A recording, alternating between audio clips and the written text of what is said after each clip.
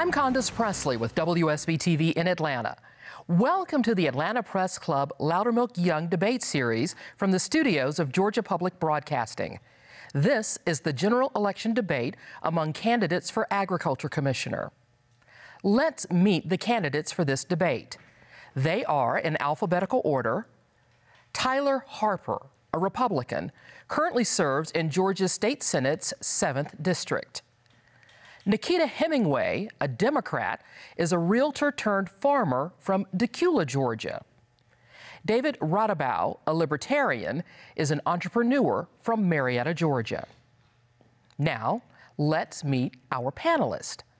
Greg Lloyd is an anchor for WGXA in Macon, and Orlando Montoya is a producer for Georgia Public Broadcasting. For complete rules on today's debate, please visit the Atlanta Press Club website, atlantapressclub.org/debates. To start the debate, each candidate will be asked one question. Candidates have 60 seconds to answer each question. Orlando Montoya, you get the first question to Tyler Harper.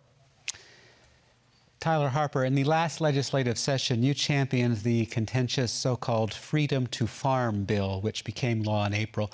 Opponents say it assaults property rights and provides cover to polluters and nuisance farmers. Can you explain why you support it? Yes, Orlando. First off, thank you for the Atlanta Press Club hosting the debate, and it's great to be here to talk about the experience needed to serve our state as the next Commissioner of Agriculture. Agriculture is our state's #1 industry, and it is imperative that we support and we protect our state's #1 industry. And in doing so, we've got to protect family farms and family operations all across this state. And in protecting family operations and protecting family farms, we protect consumers across Georgia. So it's not just about farms and it's not just about farm families. It's about the consumer as well. Agriculture is national security. And we've got to work every day to ensure that we're providing them the processes and the regulation in place to allow them to be successful and allow our family farms to be successful. And the Right to Farm bill is a perfect example of a legislation that encourages and supports our family farms across this state and ensures that agriculture continues to be successful and is our #1 industry. And as your next Ag Commissioner, we're going to champion those issues, and I look forward to doing that. Thank you very much. Greg Lloyd, it is your turn to ask a question to Nakita Hemingway. Okay, Nakita Hemingway, one of your big platforms, you're passionate about ending childhood hunger, and you said that you, if elected, would be able to, in Georgia, eradicate it by 2025. Could you talk to us a little bit about how you envision pulling off that huge goal? Yes, so we've done the math, we've done the research, and what we found is that hunger is not about resources, it's about policies. So when we elect the right leaders, we get better policies. But I want to pivot a moment and talk about that Freedom to Farm bill. Because in 2019, when a local county commissioner stood on my farm and told me I would be better off selling my land to Quick Trip, it was the original bill that this Freedom to Farm bill repealed is what I used to fight for my farms. The law was perfect. It didn't need to be changed. But Mr. Harper has been disingenuous about the intent of that law. Because what that Freedom to Farm bill does is it allows chicken processing plants to spread industrial waste all over farmland in the state of Georgia, and it is impacting counties throughout the state. Thank you. I'm going to give Mr. Harper 30 seconds for a rebuttal. Thank you for that. Look, the Freedom to Farm bill is about protecting American agriculture, about protecting Georgia agriculture. And every ag industry in the state of Georgia supported the Freedom to Farm Act. Every ag interest group supported the Freedom to Farm Act in this state. And it was a measure that was important, that we support our family farms. We support agriculture. We've got to back the #1 industry in this state. And I have the record, the results, the background, the experience in 10 years in the legislature that's proven that. And I look forward to supporting them and supporting issues like the Right to Farm Act and as your next Commissioner of Agriculture. And that would be time. Orlando, your question for Mr. Raudabaugh. Mr. Raudabaugh, you have said that industrial farming is wrong and that you are against industrial farms. Can you explain what you mean by industrial farms and how you would represent the many Georgians who are employed by them? I very much would answer that question, and thank you for having me here today. My question, the answer to your question about industrial farms, it's not that I have a problem with industrial farms. I very much understand industrial farms. I just think that when we got away from the idea of regenerative farming or permaculture and started getting more into the monocropping, where we're sacrificing our soil, our land, and even our health over supplying more crop. In other words, saying that I need to produce so much corn under the pretense of saying I'm going to feed the world with this corn, instead of saying what is best for me, my community, my people. And that's why I say I prefer family farms. I prefer smaller farms, because that's what agriculture really was, a sense of community. And Mr. Tyler just mentioned as part of this that all these special interest groups that supported that last bill, but that's the problem with where we're at today, because big ag runs many things and it doesn't necessarily include the best interests of the people. Thank you very much. And again, Mr. Harper, I'm going to give you a 30-second rebuttal. I think this is a complete misrepresentation of the Freedom to Farm bill, the Right to Farm bill, by both of my opponents. It's not accurate in what it does. And as was said, this is a bill that actually supports and ensures that agriculture continues to be our #1 industry. It ensures that we protect the family farm. It ensures that small operations can be successful, but at the end of the day, it ensures that the consumer can rest assured that they're going to get a safe and secure product on the grocery store shelf at a lower cost. And we're working every day to provide that food, that fiber, that shelter right here at home in our own borders. Thank you, and that's time. That concludes the first round of the debate. The candidates will now ask a question to an opponent of their choice. Each candidate will have 30 seconds to ask the question, 60 seconds to respond, and the candidate who asks the question will then have 30 seconds for a rebuttal. By random selection, David Raudabaugh, you may ask the first question. My question goes out to Senator Harper as well as the Atlanta Press Club, hoping that somebody who becomes an investigative reporter looks into a few things. One of the things that intrigued me about doing research before this debate and going on to the Google and looking around, I found out that Mr. Harper is the 3rd or 4th most popular person according to Wikipedia in the state. So obviously or in his town. So obviously he knows what's going on. My question is, do people understand your relationship to century second agriculture in your hometown? Because it seems that there is some kind of disconnect between the laws you've presented. For your overtime on your question, so you were asking Mr. Harper, what's your involvement with second century ag in Ocilla, Georgia? Thank you. Look, one of the things I'm proud of my last 10 years in the state Senate is my ability to champion legislation that can help impact agriculture, impact our state's #1 industry. And one of those issues is hemp. I'm proud of the fact that I've worked hard on both sides of the aisle in a bipartisan manner with colleagues in both parties to ensure that we allow this industry to thrive. And I'm proud of the fact that we've allowed our farmers in this state to have an additional tool in the toolbox, so to speak, an additional commodity that we can add to our state's commodity list, and an industry that we can work to ensure that it continues to thrive. And I look forward to working with the General Assembly as the next Ag Commissioner and working every day to ensure that the hemp industry in this state is successful, to ensure that it is one that we can be proud of, and as a champion for this industry, as a legislator, I will be a champion for this industry as your next Agriculture Commissioner as well. Thank you. Mr. Raudabaugh, you get 30 seconds for a rebuttal. I'll do my best and try to be very precise. The idea of there's some relation to that property and your hometown and actually the property your family lives on. So there must be some connection there I'd like to find out more about. I'd like to also ask about the $3 million loan that they received from you while you were serving in your role as Agriculture Associate Commissioner. I also think that there might be some things that we all want to understand that separates not this crop from the people, but the legislation that's keeping it away from the people. Thank you very much. Senator Harper, you get the next question. You know, serving as the Agriculture Commissioner, it's imperative and it's important. And as a 7th-generation farmer myself, I understand how important it is to know the issues related to agriculture. So my question is for Ms. Hemingway, and my question is, first off, do you know how many employees the department employs? What are the top 4 commodities that we produce and we're #1 in? And what are the top 2 commodities in the state of Georgia? Thank you for your question. First and foremost, it is very important that the Commissioner of Agriculture have a great understanding of the issues that this department represents. To answer your question, there are 656 employees with the Department of Agriculture. At least that's what the state says it should be. And our top commodities are broilers, timber, blueberries, and pecans. In addition to that, Mr. Harper, you've said several things about being a seventh-generation farmer and also being qualified. You've also made comments about this Freedom to Farm bill actually working to put food on our table, and it's not that. This is a legal way to hide the actions of chicken processing plants to dump industrial waste all over the state of Georgia. And then you sponsored Senate Bill 260, which is a soil amendment bill, and you use verbiage to deceive consumers into believing that this is protecting farmland, when in actuality you took away the power of local county commissioners from preventing this to happen on their farmland. That is time. Thank you.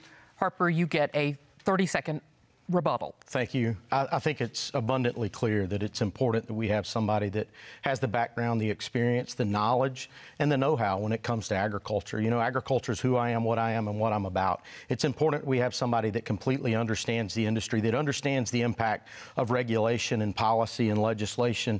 And you know, look, I don't think we need to make sure we put somebody in that office on day one that doesn't have to have training wheels, that can go to work on day one and ensure that the Agriculture Commissioner and the ag industry continue to be successful. And I look forward to doing that as your next Agriculture Commissioner. Thank you very much. Ms. Hemingway, you get the final question.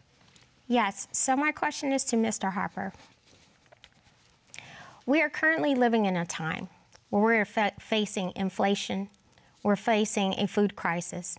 Kemp has recently been exposed for marketing to China to get them to purchase farmland in the state of Georgia. Now the government of China owns more than 1 million acres of farmland.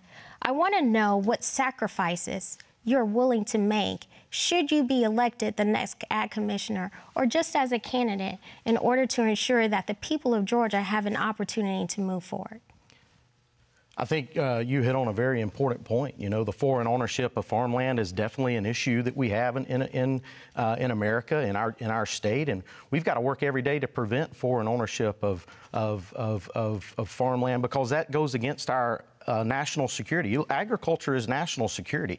It is an issue we've got to work hard every day to promote and provide our own food, our own fiber, our own shelter right here at home within our own borders without reliance on a foreign entity to do that for us. And if we empower Georgia farmers, if we empower Georgia agriculture, we can do that. And you've got to have somebody that has the experience to do that every single day as the next Commissioner of Agriculture. And I've got that experience. I've got that background. I've got the know-how to go to work on day one to ensure that we're protecting our state's #1 industry. We're protecting it because it is vital to our state security, our national security. It's vital to you, the consumer, every single day to ensure that you have that safe food product on the grocery store shelf and you can bring it home to your kitchen table. Your next Agriculture Commissioner, we're going to work to do that every single day.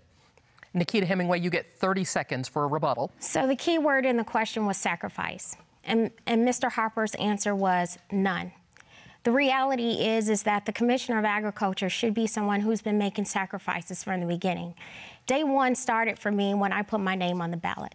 When I stood up to the county commissioner on my land, I was willing to lose everything because I understood that the laws of this state were not being represented properly by the leaders we have chosen. I understand in this position that the Commissioner of Agriculture needs to know more than just legislation, needs to be able to make business decisions and run multinational corporations. And that's I have that experience. Mr. Harper does not. Thank you very much. And that concludes our second round. And for those just joining us, this is the general election debate between candidates for Agriculture Commissioner. We will now go back to the panel to ask questions to the candidate of their choice until we run out of time. As a point of moderator privilege, I may also ask questions of the candidates, and I will determine when a rebuttal is appropriate. Greg Lloyd, you get the first question in this round.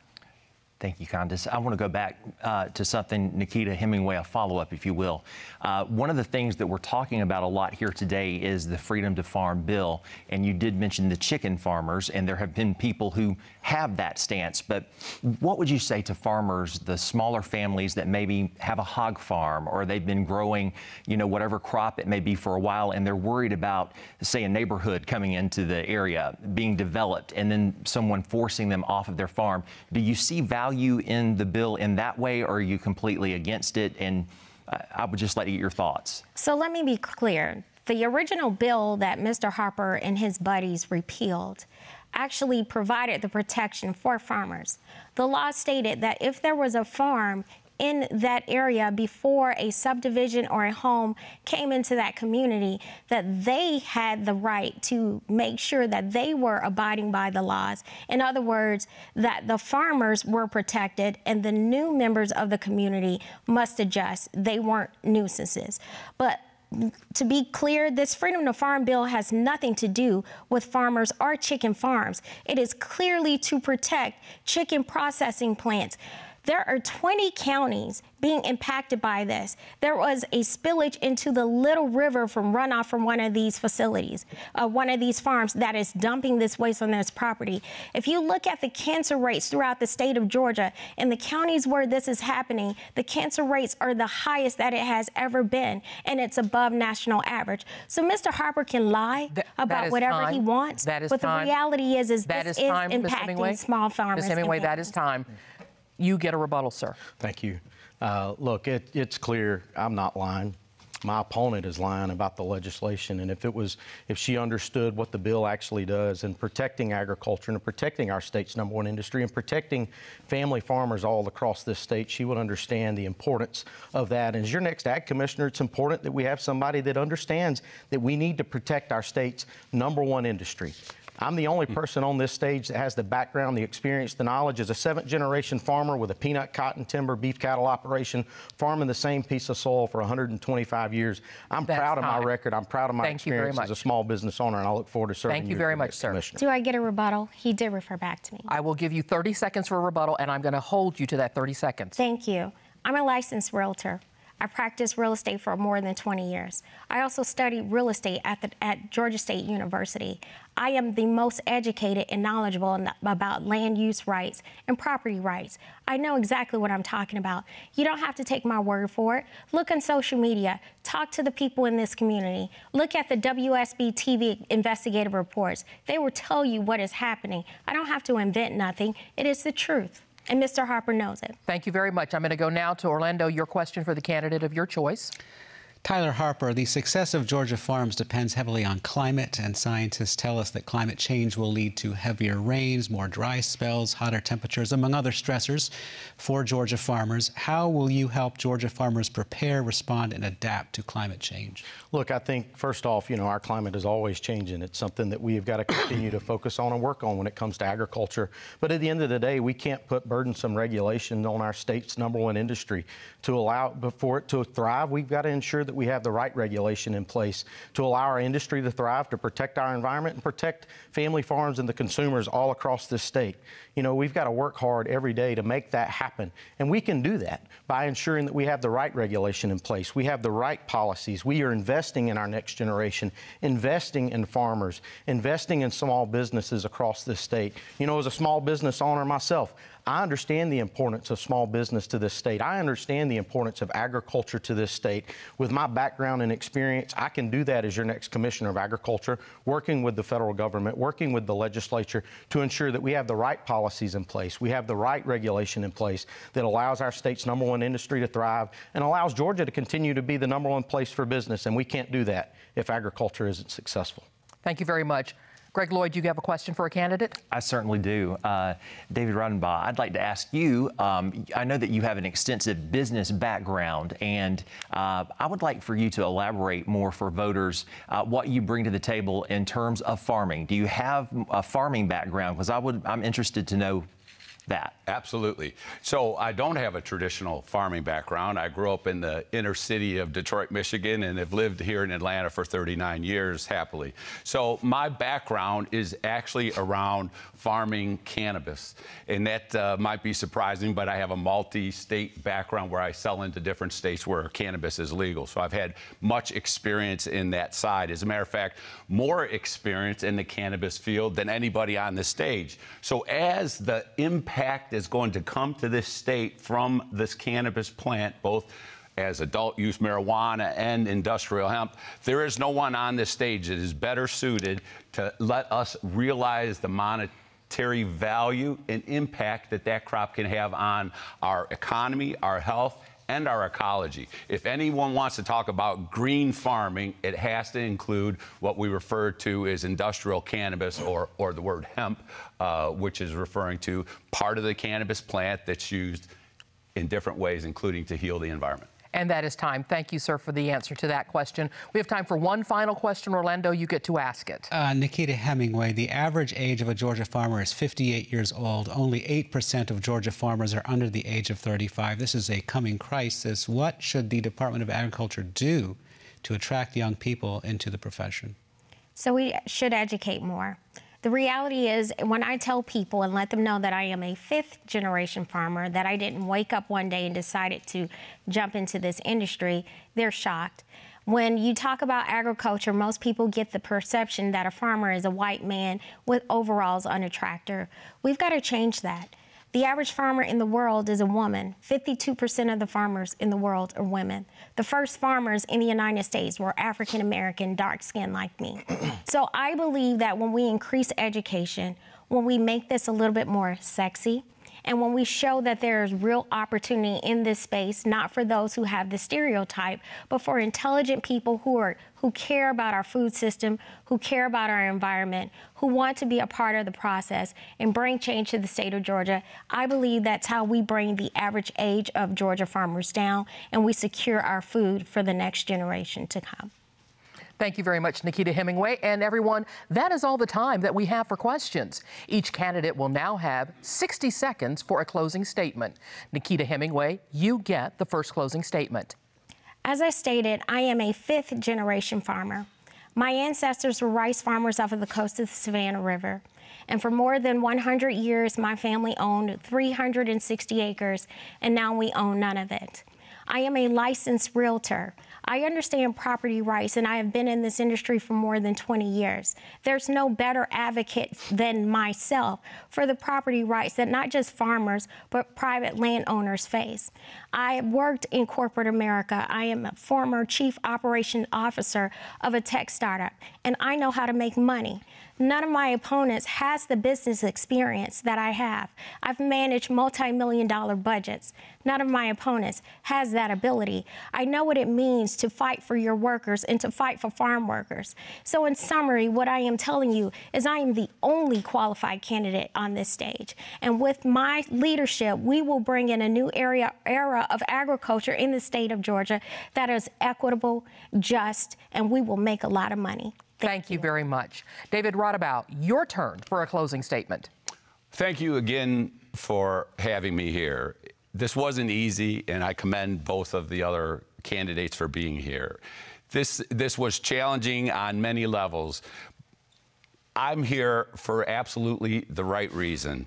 I'm here to make a change. If you want to see a change in the laws in Georgia about cannabis and its use as a renewable resource through the hemp products and all that it brings to the nation, to the state specifically, you need to vote for me. I am the candidate for change. There never was in our Constitution a provision for anything such as a lifelong politician.